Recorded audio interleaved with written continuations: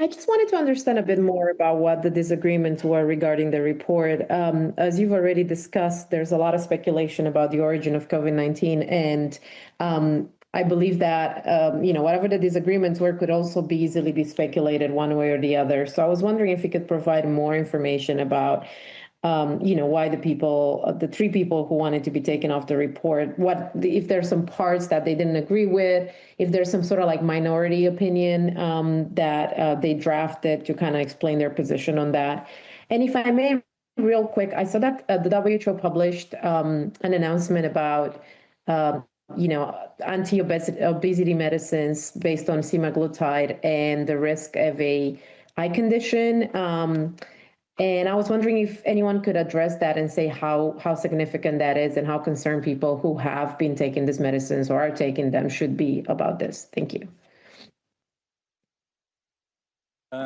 Thanks, Carmen. I think for your second question, really best is to send us an email, and we will find the expert in-house who can answer that one. So let's go back to the first one on SAGO.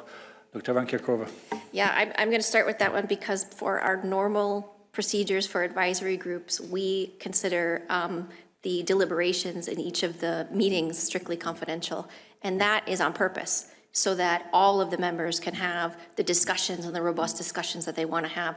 Pretty sure you can imagine the kind of serious debates that would be done. When you look at the report, you will look at how rich it is in terms of all of the different content.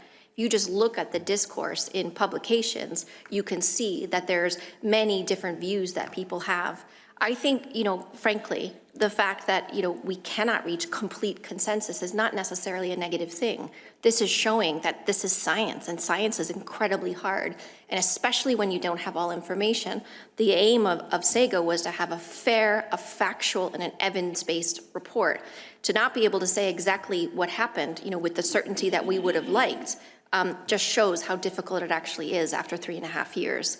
But I do want to just say that the discussions, the deliberations are confidential amongst the SAGO members.